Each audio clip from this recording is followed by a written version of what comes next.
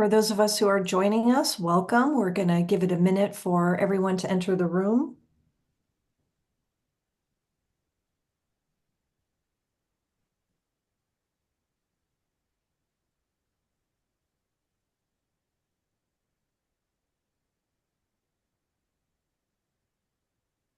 I'm going to move us forward just for those of you who have joined and may be hopefully not having any technical difficulties.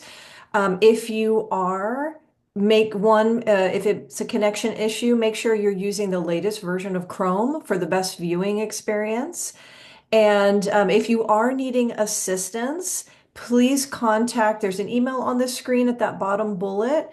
Go ahead and shoot an email off and they'll see if they can help you troubleshoot.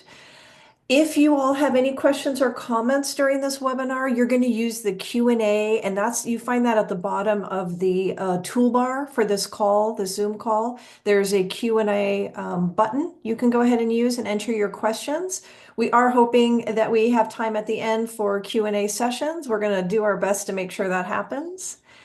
For those of you wondering if you will be getting a recording of this webinar, yes, you will. It will be on the Cella website soon after this event, and you will all be getting an advance copy of the full report emailed to you.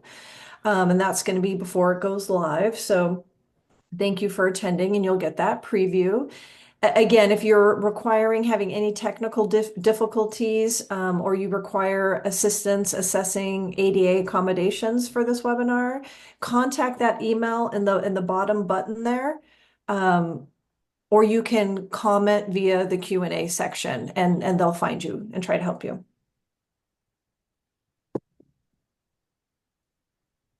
So I think we can go ahead and jump right in, and I'm going to pass it off to the lovely Meredith, who's on our call.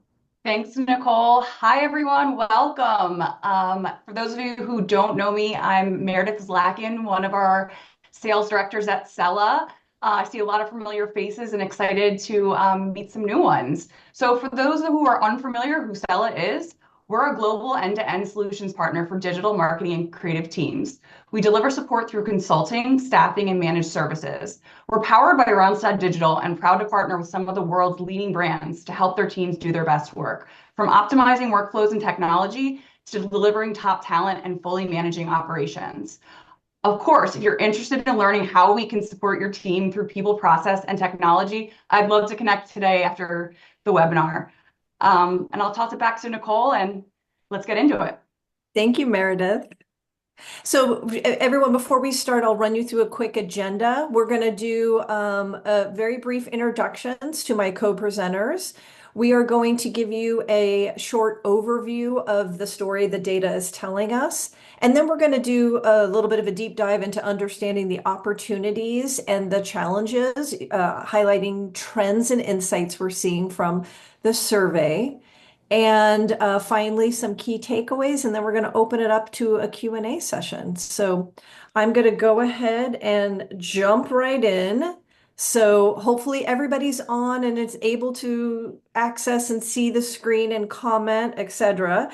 But again, welcome everyone and thank you for joining us. We're excited to host this conversation where we'll be discussing the results of our Cella 2025 Intelligence Survey. In this webinar, we will be exploring what those results mean in the context of current industry trends and what we're seeing in our work with in-house creative teams. To help unpack these insights, I'm joined by three incredible consultants, each bringing a unique perspective from their experiences partnering with creative and marketing organizations. Please welcome Sue Wolski, Director of Operations, Steve Bevilacqua, who heads our technology practice, and Renee Ellis, Senior Consultant. Thank you all for joining us. I get to talk to you all on well, I won't say a daily basis, but I get to talk to you guys quite a bit. And I'm really excited to open up this conversation and share with the group. Today, we'll highlight not only the key challenges that marketing and creative operations teams are navigating, but also this opportunity for transformation, innovation, and impact, along with some practical key takeaways. So with that said, we'll go ahead and jump in. The critical imperative, strategic in-house creative teams that drive business impact. In addition to the overall factors facing the economy, in-house creative teams are navigating a dynamic landscape marked by technology advancements and evolving business needs. So as before we get started, I want to take us back a moment to early 2020. Cella put out a survey, which, as you will all recall, was the start of the pandemic. During that time, 51% of in-house creative teams reported an increase in their volumes, 90% of which identify those volumes as pandemic response support. So it's safe to say those were unplanned volumes. And at the same time, only 4% cited that their budgets were positively impacted. Now, jumping forward to 2024, the Gartner CMO Spend and Strategy Survey confirmed what many of us know and have felt. Marketing budgets have never recovered to pre-pandemic levels. The report showed that 55% of CMOs' expectations were for a higher return on internal investment in 24 and 25. Specifically, they are looking for an increase in the performance of key marketing assets, followed by better leveraging digital technologies to transform marketing process. All of this to say, just as the pandemic became a catalyst for reinvention, today's economic uncertainty presents a new inflection point, pushing creative and marketing teams to lead with agility, prove their impact, and help shape what's next for their organizations. Sue, I'm going to pass it off to you to kick off our overview of the survey results. Great, thanks, Nicole. So here we see 87% of respondents believe brand knowledge is seen as part of their value proposition. This is expected, right? We also see 79% of teams are prioritizing their assignments based on strategic importance. So brand building has always been a focus of marketing teams. The evolution for in-house creative teams is to now focus on proving their strategic value to the organization by using their brand knowledge to deliver on brand value. The teams should also capitalize on their unique position of being embedded within the organization to utilize their deep brand knowledge to drive long-term approaches, bringing authenticity and consistency to the work, also to foster internal client and stakeholder relationships, and as an embedded team, allow for agility in addressing shifting priorities and real-time data and trends. Thanks, Sue. We're also seeing 79% are currently offering creative strategy, 65% offering brand development as a service, and 35% of respondents believe that creative strategy will increase in the near future. So I think that's supporting what we're talking about here.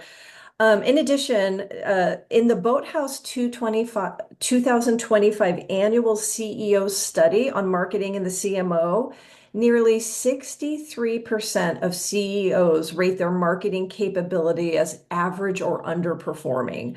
So what we really see here is the need for these in-house creative teams to prove that they are moving the needle on brand value, not just offering the services, and that they need to continually validate their value proposition to their organization. Sue, what changes are you seeing in the data this year that might indicate in-house teams are shifting to be more strategic? Well, we see 55% of teams indicating that they are an in-house agency or are a developing in-house agency model for all three tiers of work. That's about a 15% increase from last year. So more teams moving from transactional studios to more strategic roles.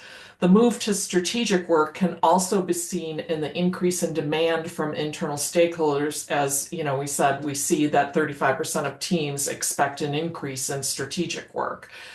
This doesn't mean that tier 3 work is going away. It indicates an organization with a healthy mix, which will also affect the org strategy and talent mix. The other aspect we see in how teams are shifting to a more strategic focus is in how the teams refer to themselves. And we see this in some of our engagements. We're seeing teams move away from the service term, as in creative services, as in-house creative teams focus on strategically partnering with stakeholders as in-house agencies or creative centers of excellence. That's great, Sue. Thank you. As we move forward in this overview, I want to talk about, of course, what the survey is talking to us about AI investment. So at the creative department level, it's up 15% from last year, but still remains at about 35%. And the majority of teams are viewing creative analytics as important, which is very positive.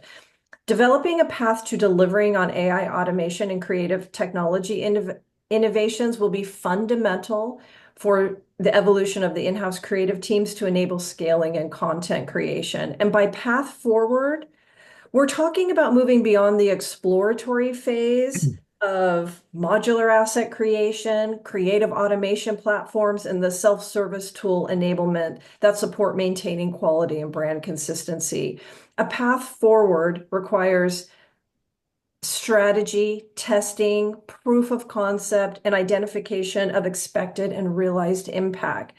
Steve, 34% of in-house creative teams believe innovation is seen as one of their value propositions. We know if we cannot be seen as innovative, that we will struggle to be seen as a trusted partner or to prove our value to the business. What advice can you give marketing and creative leaders on building a strategy on a case for innovation? So what we're seeing in our research, which I think is really important here, is that many creative teams are still stuck in the exploration phase. And this is similar to last year. You guys have to move forward. You need to stop planning and doing pilots and doing strategy and actually adopting new technologies. I know the hot topic, everyone's probably sick of hearing about it by now, but is what is the future, which is AI, as well as automation. And again, you need to get past planning for AI and automation. If your company is still restricting you from using AI, I want everyone to do a little exercise after this. Spend an hour and update your resume because either your company or your department is going to be gone soon. You absolutely have to learn and start adopting these new technologies, even if it's on your own at home. I'm not saying get fired, don't go against your security policy, but start learning these. If you're a manager, encourage your teams to experiment. And again, if you're an end user, if you're a creative, start adopting these tools in your day-to-day work. All right, Steve. Well, thank you. That was a call to action for sure, right? So let's talk Wake everybody up. let's talk about hybrid vendor strategies. So I want to share a little data point with you. Global spend on creative production and content creation is expected to grow rapidly. We've all experienced this. Some industry research were projecting that these volumes would have doubled from 2020 to 2026. So we've all felt this. We know this. We hear this from our clients, right? However, marketing budgets are down and growth remains a top priority for CMOs for multiple years running. Therefore, the message is going to remain the same: do more with less. We see from the survey data that teams are utilizing a great mix of resource mix, so FTEs, freelance, external agencies, etc. But I think of interest here, while the percentage of teams utilizing agencies for niche or specialty expertise remains consistent to last year, we see that the tier one strategic work that's been sent to agencies has declined by about 10%. And even overflow has declined from 15% last year, which is really interesting. And I think that's a trend we're all going to want to watch and see. But when it comes to external vendor strategies, want to be very clear, articulating the value of external strategies that embrace the hybrid model and capture the strengths of the in-house team, as well as the strengths of external agencies and vendors, is going to be required. Sue and Renee, talk to us about creative and operational partnership with our external agency and why that is critical for success. So I'll start us off here. An internal external creative partnership is really an essential element for success of an external agency strategy. The best external agency partnerships with internal creative teams that I have seen has everyone playing together in the same sandbox. The collaboration and sharing between internal and external teams should be seamless. There are major benefits from working together, whether that be learning about the brand from the in-house team or learning about the latest creative innovation from an external agency partner. There is the need to share assets to reduce redundancy.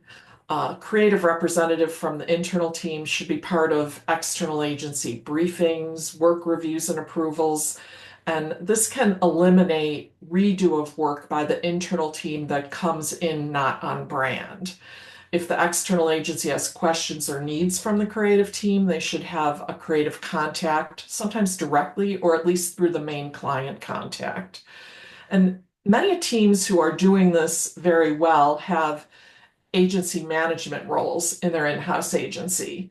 These roles oversee the external agency relationship and strategically determine how marketing and creative work should be distributed between internal resources and external agency partners.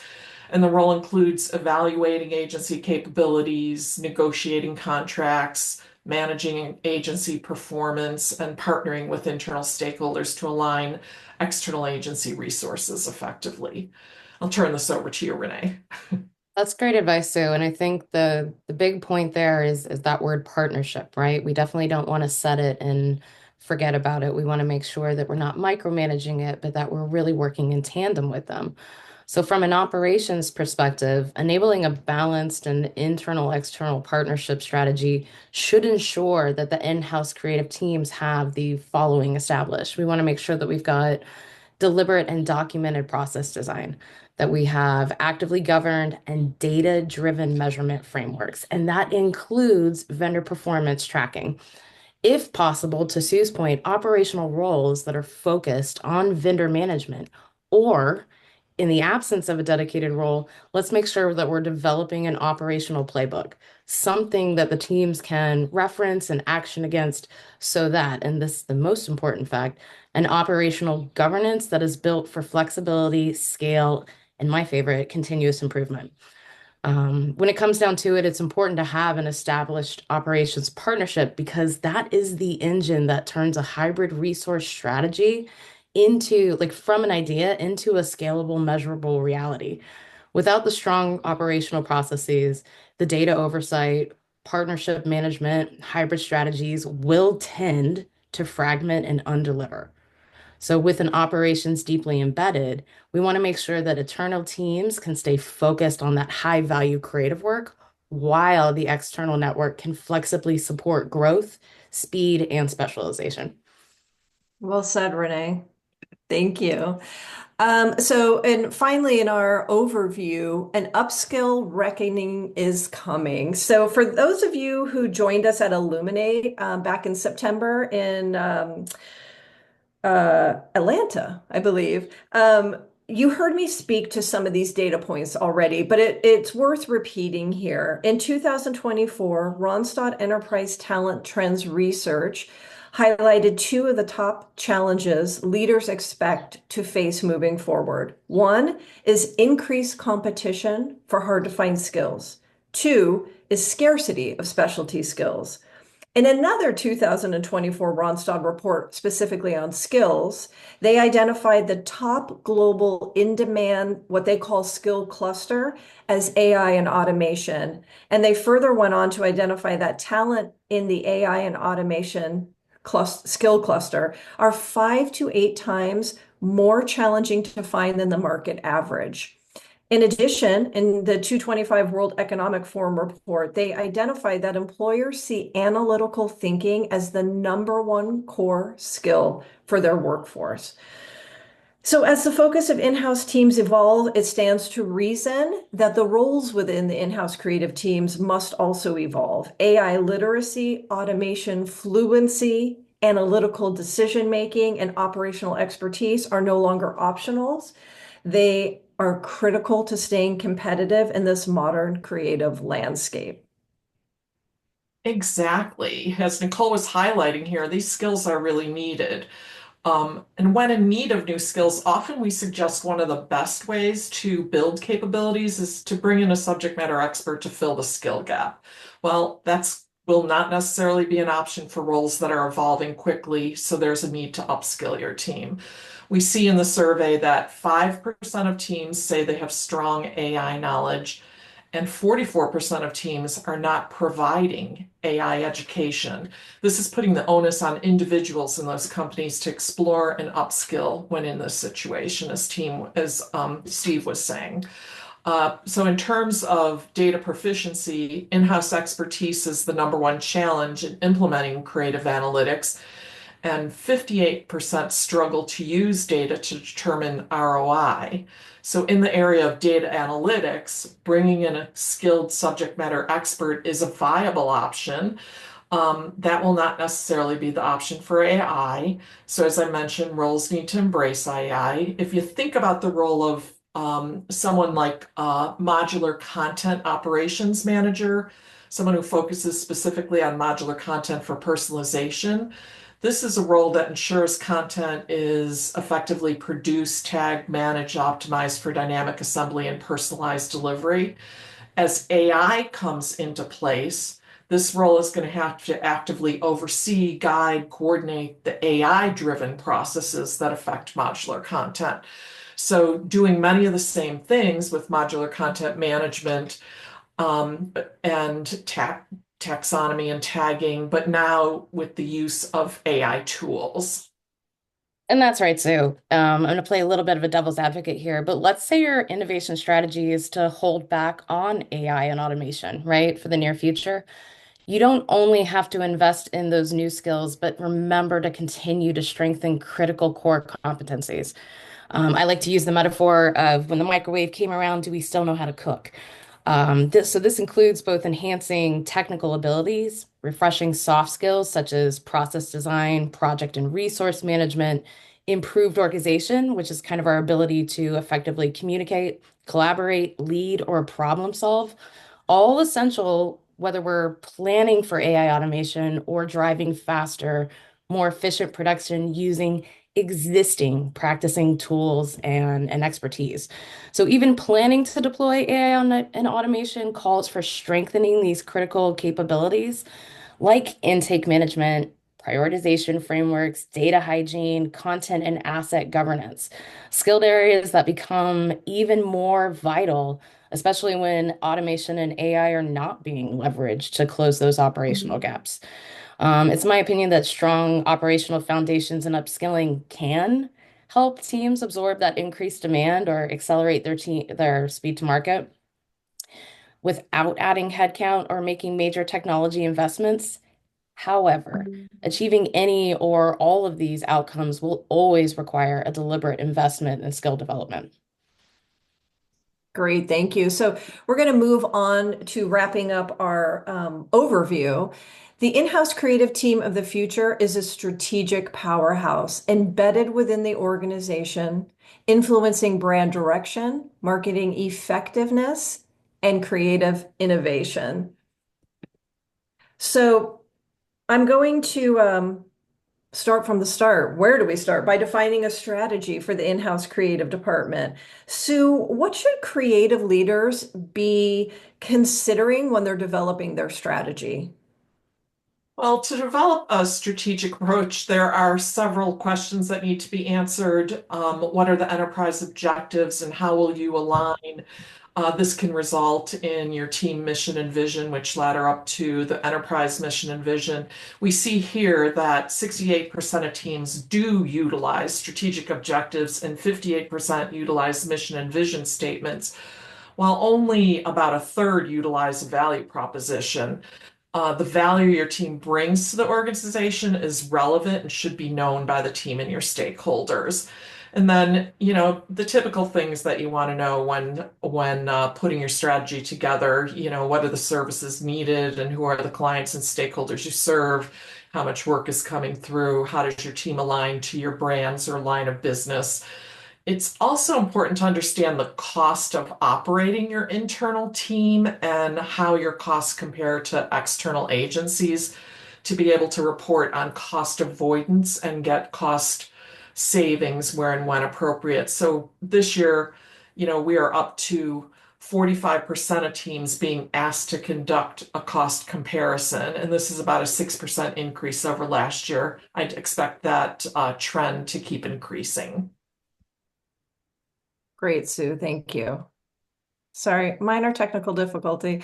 So talk to us about, Sue, I'm going to ask you to talk to us in terms of perceived value proposition by our internal clients. So what we've been saying all along, we see that brand knowledge is still very high, and we see that year over year.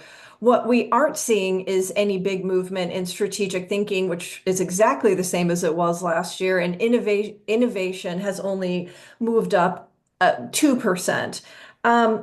Talk to us about why understanding our stakeholder perception of the in-house creative team is so critical for us being able to develop our strategy.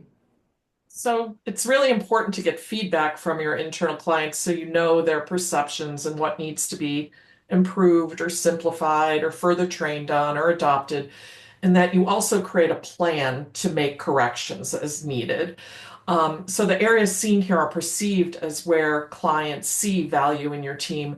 Knowing this about your team and comparing it to your vision is going to help you identify areas for improvement. Right. And sorry, guys, I keep getting a little glitch and we're moving. And Sue, I think, understanding our internal clients, of course, along with the data to support what's actually happening, will help us understand true business needs that will inform a service offering strategy. I think everyone can identify with the 39% of respondents who said they do not expect a decrease in demand for any service, right? I think we all feel that. Renee, you and I talk a lot about the importance of intake and getting that right because it deeply impacts our ability to measure in a meaningful way.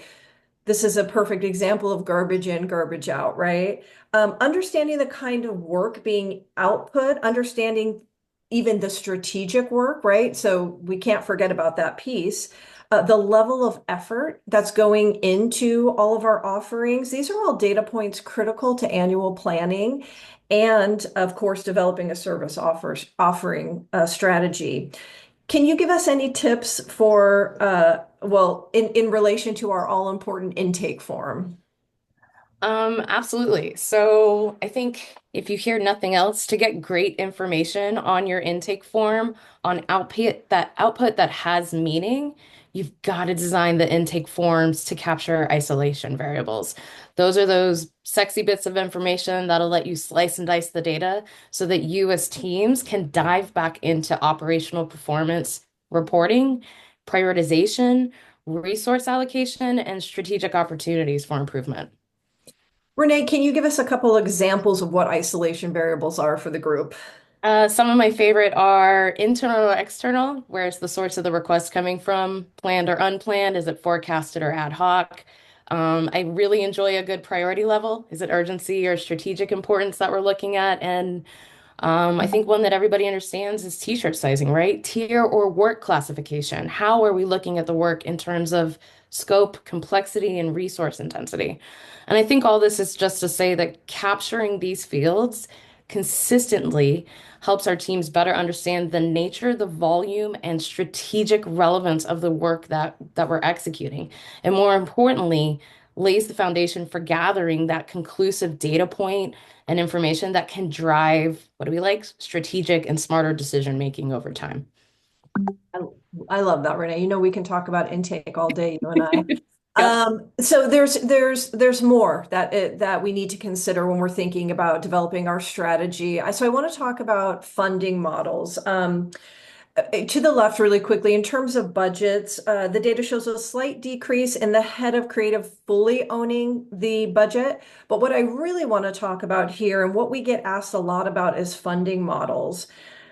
Sue, can you share how a funding model might be sabotaging an in-house creative team's strategic vision, and what are the efforts they could take in the cases where there are misalignment? So, funding models show how a team is financed. As a leader, it's important to have an understanding of the budget for operating your team, even if you don't manage it.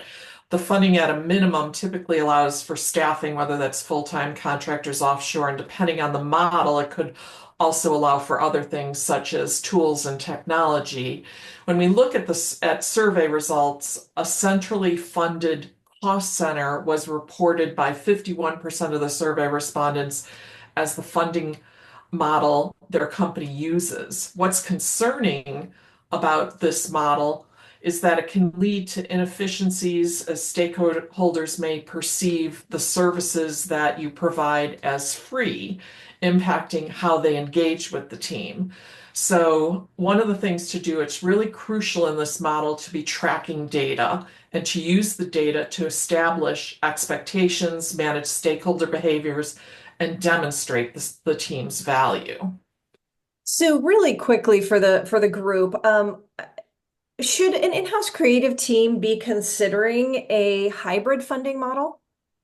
A hybrid funding model is definitely a consideration. Oftentimes, a chargeback or cost recovery may be the hybrid use case along with another model. So brand marketing communications team may use one model, and other parts of the organization who work with the team less such as maybe HR, may use a different model.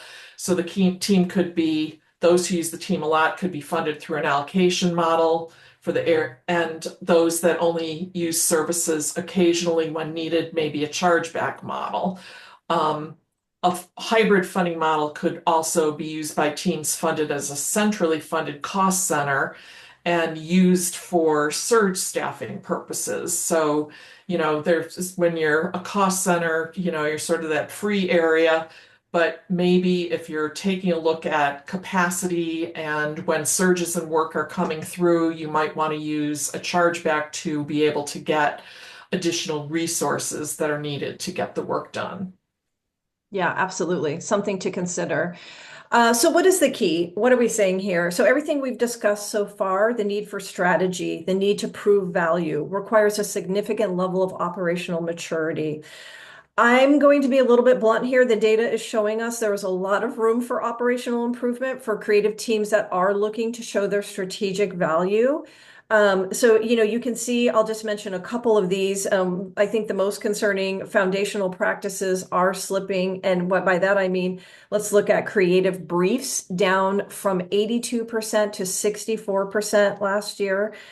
Just 28% of you are conducting project retrospectives or even updating briefs based on feedback. Only 45% have documented SOPs, and 32% have established service level agreements. Renee, given these downward trends, where do we see the greatest opportunity for creative operations to evolve and add more strategic value?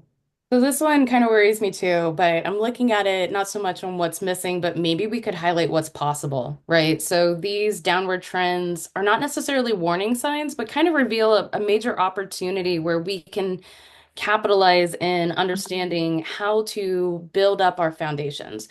What can we do to evolve towards smarter intake, stronger foundations, and building out those creative teams that drive strategy and not execution? I think one of the big things is this doesn't have to be on a team level, it can be on an individual level, so that we can make small miniature changes that are impactful to our space that can be easily adopted, across the larger team. Yeah, and I think, deliberate being the key word. What exactly can individuals do to enable change? I mean, like I was saying a minute ago, the individual can spark cultural change, right? By starting small, remaining consistent. Little things like introducing quick retros on their own, tracking and sharing their own lessons with the larger team, or even advocating, like, hey guys, we do need this better form, or I do need clarification around prioritization. I think ultimately, when you frame it up as, guys, let's make our job easier and more impactful, it will embrace, like the team will want to embrace that change. So even without a full leadership or a standard project, these small actions on the individual level can really shift culture and lay a foundation for broader operational improvements. Yeah, absolutely. Renee, I love the inspiration there. I'm just gonna, not to be on the negative side, but I'm gonna call out that creative teams are still slow to improve on basic operational metrics. Only 53% see resource capacity and utilization as one of the most important operational metrics to report on. While not shown here, we're also seeing only 14% reported asset utilization as an important metric. In the near future, are we going to wish we understood asset utilization better, and why? Yeah, absolutely. You guys need to be measuring your metrics, especially with all the innovation that I talked about earlier. AI, dam systems, if you don't have a baseline, then it's going to be very difficult for you to show progress. So you need to measure how efficient you are today so that you can confidently show that as you're adding new tools or new processes, that you have improved. You don't need a massive overhaul. You don't need any new applications. Just take simple steps. Do things consistently. Uh, Make sure you're tagging your assets in your dam. Start tracking, start pulling regular reports. Just get a foundation and begin to measure how you're doing today so you can show how you're doing tomorrow. Great advice, Steve. I'm going to continue on with you, Steve, here. Challenges using marketing technology. Surprise, surprise. Steve, we see repeat offenders here, adoption and integration. Talk to us. So I think everyone knows adoption and training are absolutely pivotal to capturing your technology investment. If you don't have proper training and proper change management in place, what we see, and everyone's seeing this, is this cycle of every 3 years replacing some technology that everyone blames. Then they say, oh, this technology is terrible. I hate it. It doesn't do what we need.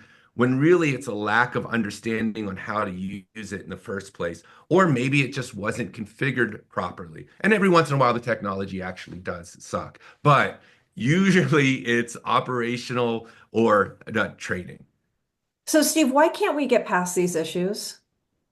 Um, so I think for this one, this is the one time I'm not going to blame you guys. I'm going to blame leadership. I'll blame IT. I don't know why. This has been this way through my whole career. That people think change management, leadership thinks change management is this extra thing that's a waste of money, when it's the very thing that will save your investment and stop that cycle. Early adoption is crucial. If people don't like a tool or it doesn't work for them out of the gate, they just revert back to the way they do things. Now, what can you do? First, remain positive, right? I've seen this with managers and just users. When something's new that's introduced, it's difficult. And if you're negative about it, that's going to spread throughout your organization. It's not going to help. In many cases, there's nothing you can do about the choice. You're going to start using this, whether you like it or not. So try to remain positive. And the other thing is make sure you get an early seat at the table. When they are gathering, if you hear IT is trying to select something for you, jump in there and make sure they know what your requirements are and that the end users are getting their voice heard. Yeah, that's great advice, Steve. Moving us forward, creative analytics remains complex for teams, and these are all very real challenges we're seeing here. Steve, what do you see as the key issue here?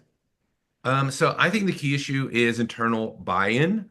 Even when you're getting your measurements right and your KPIs correct, 42% say they're still struggling to get stakeholders to back creative analytic initiatives, right? So I think this comes down to old behaviors and habits that are hard to break.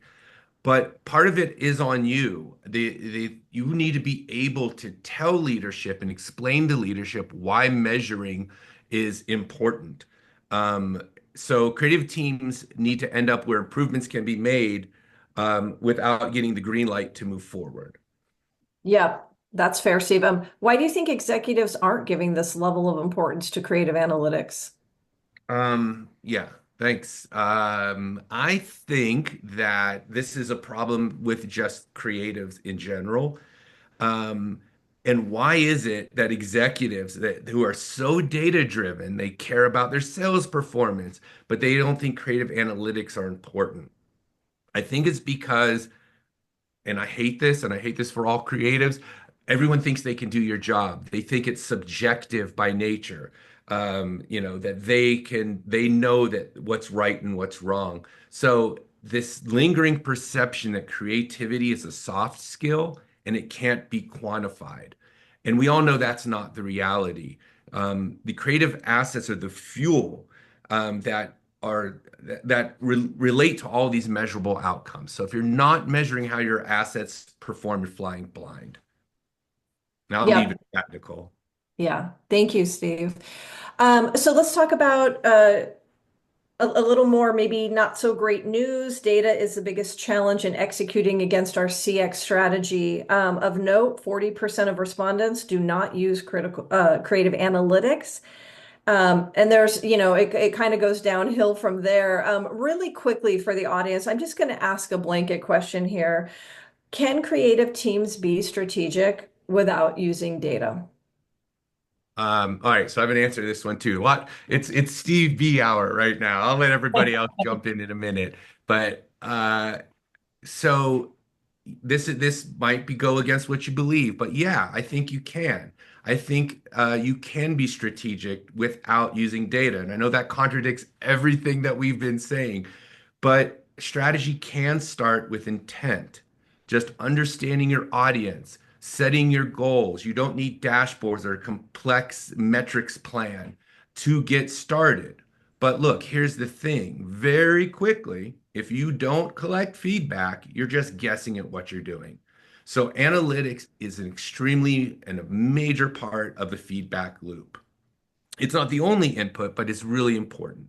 You need other things. You need customer conversations and reviews and sales teams insights to help you define your directions. But the point is, yes, you can start without analytics, stay strategic, grow your impact, and then make sure you do start adding metrics. Otherwise, you're just operating on instinct alone, and that will only get you so far. Agreed. Sue, Renee, yes or no? Can we be strategic without data? It really starts with the brief and continues with performance data. Briefs are improved with research and data. And I think it's really remembered to emphasize that data isn't just about measurement. It's a creative accelerator. So Mhm. taking that information and reframing it from being a passive after the fact kind of report card into an active and what I truly believe is an empowering force that can really enable in-house creative teams to develop smarter, more efficient and creative execution. Great. Thank you all.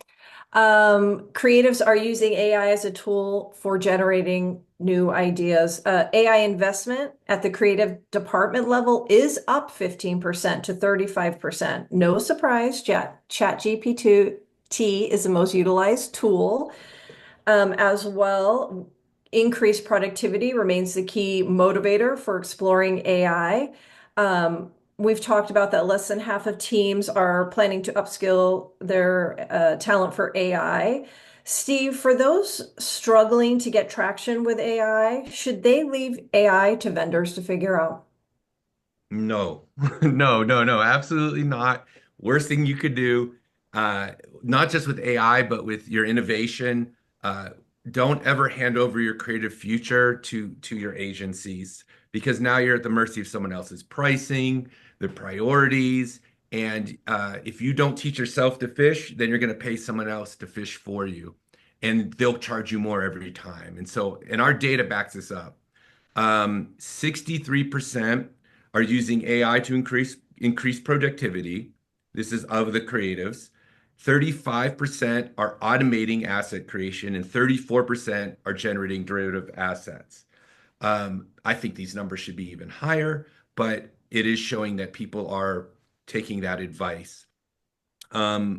So The point here is don't outsource your future, own it.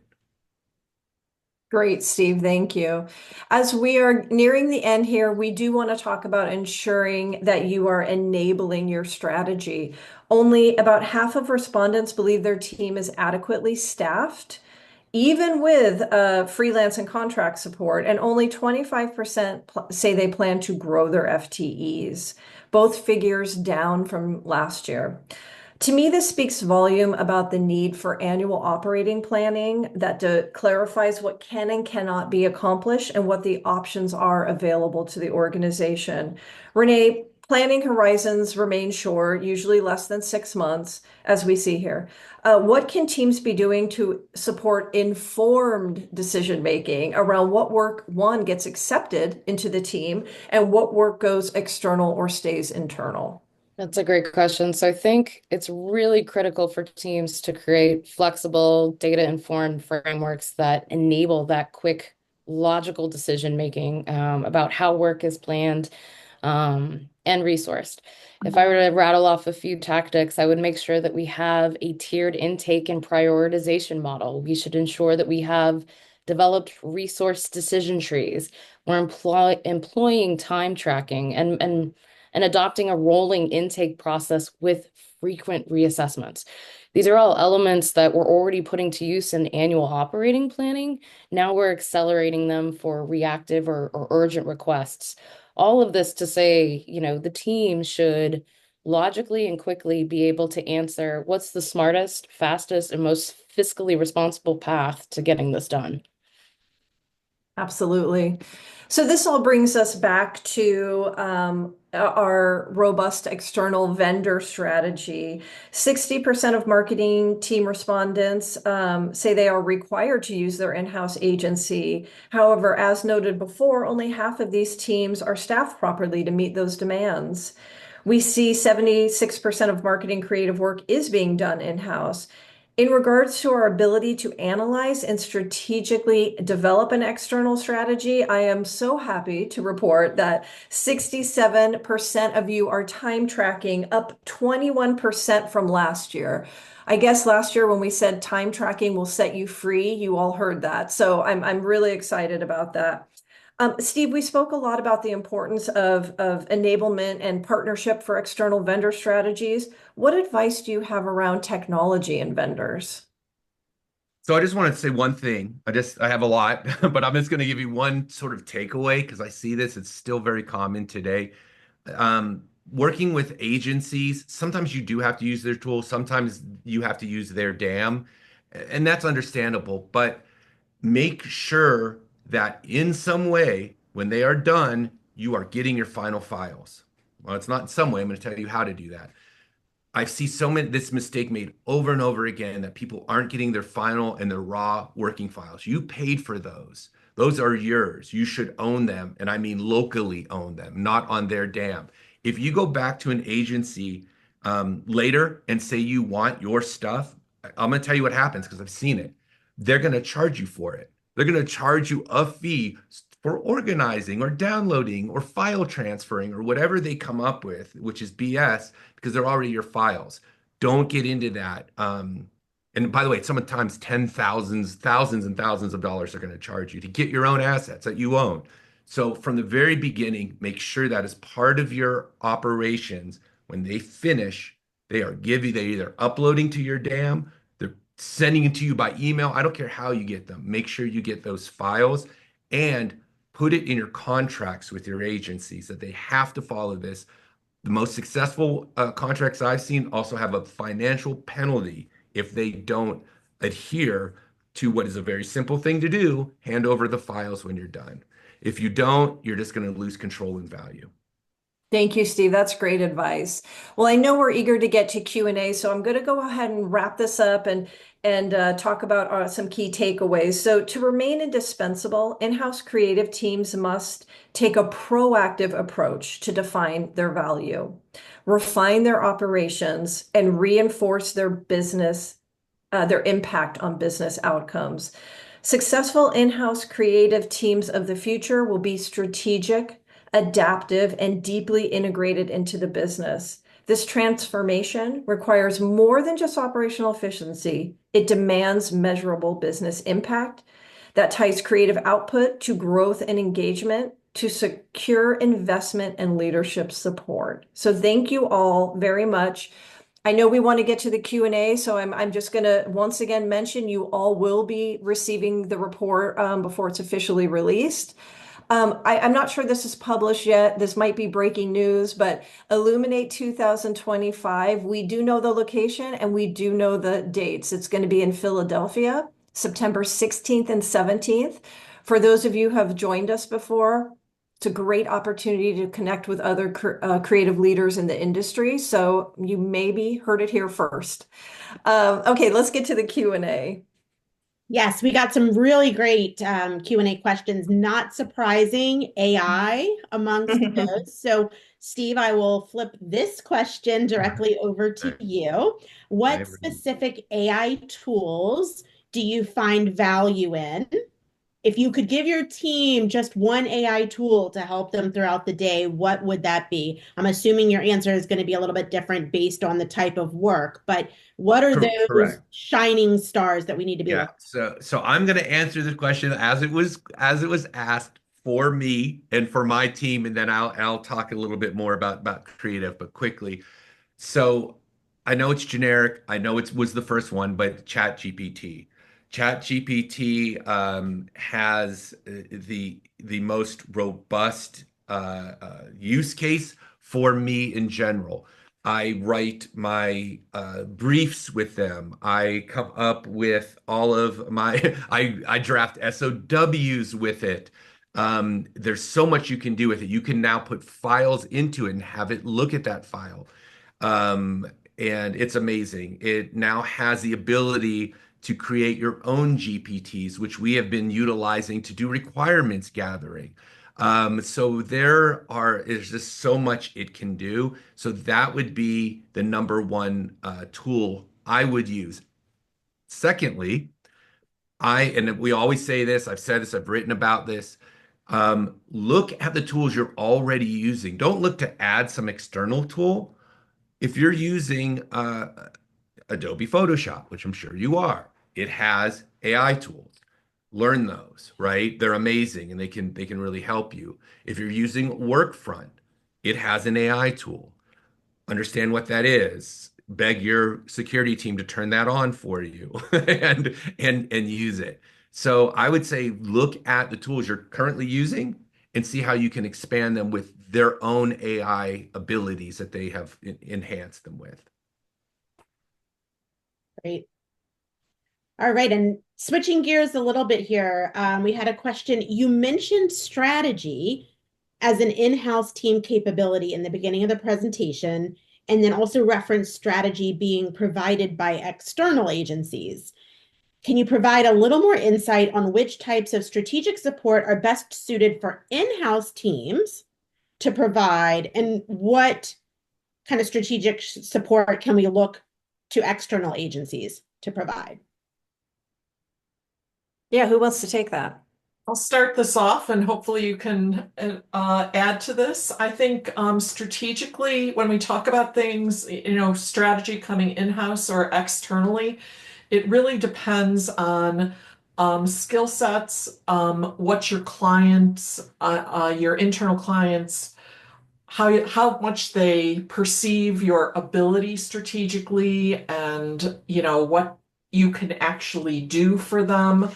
Really, you can do practically anything internally, anything externally. Often we see things like, the more broadcast and things like that are definitely being done externally. And then as I say that, I just work with a client who's doing it all internally. So, so really it depends on the organization a lot, but, really defining what can we take on based on our capacity and our skill sets internally. I also would like to add to that, Sue. That's great. And this is not a blanket statement, but I think that in-house creative teams are so well suited for those long-term brand strategies, right? Where we get deep storytelling, where they really have to have that brand knowledge.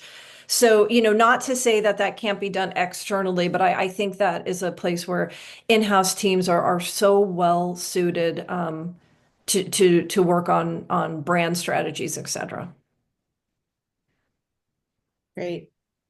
Going back to the AI question a little bit, digging in a little bit deeper. How do you balance AI tools and security? I know this is a very hot topic.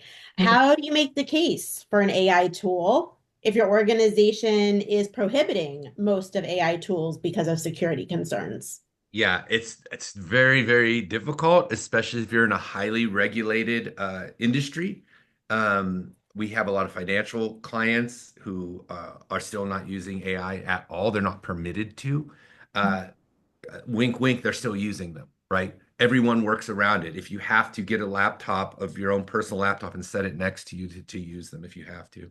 Um, but how do you get them? The most successful way I've seen convincing security and IT is again going back to what you already are using. If you already have Microsoft tools enabled, chances are Copilot's already turned on. In some cases, you can't even shut it off, right? So if they have already approved the Adobe suite of products, why can't you use Firefly? Now, the reason is, as we all know, there could be other legal ramifications because maybe you're using other people's work that the model's been trained on. I get it. And then there's a lot of questions about what are you sharing your own IP? And does that mean that Microsoft then owns it? But anyway, your question was how can you get leadership and security to start adopting it? Start with the tools they've already approved. They've already said that a Photoshop or InDesign is allowed to be used. This is just another enhancement to it. You can try that route and see how that flies. I would also say too, like if they haven't approved and you guys have been totally cut off, it's time to make a friend in IT, right? Let's engage them as a partner. Let's perhaps educate and share them on the benefits and the impact to your creative operations or your production so that they can understand here are our needs. We are employing your help. We're being good stewards and good partners. And maybe you start small with an easy test case for them to be able to swallow. And then as you do that, keep your peers informed. If there are other creative groups, so there are marketing partners who are also seeking that same ability, create that task force that helps keep this conversation happening so that it's not a one and done, oh, we were rejected, but it's a conversation of, as a business, we need to properly evaluate this and understand if, how, and when we can deploy. So I think this is the time to reach out, make a friend, and really be able to understand how do we want to get this done. Yeah, that's a great point, Renee. I mean, show your executives what it does. When they realize how much time that you're going to save, not 100% of time, 600% of time, that the legal and ramifications of possibly maybe getting a fine or a fee becomes limited, reduced in the idea that we're going to, increase things sixfold. So maybe what they need is just a demo of some of the things that it can do. It's something we do a lot here is show executive teams, look, this is what AI really is, because they don't know what it is. They don't see it. They don't use it every day like you guys do. So if you can, get in front of them, give them a demo. That's a great point. Yeah. Carissa, unfortunately, we have 1 minute left here. I thank you all. If you have more questions and answers, perhaps Chris, I don't know if we can see them or we'd be able to reach out, Yes, but we can definitely follow up with okay. everyone who has submitted something and keep the conversation going. Absolutely. And you can find us as well, but we thank you all for taking the survey, for joining this conversation. We love an opportunity to connect. So just again, thank you everyone for joining today. Bye-bye.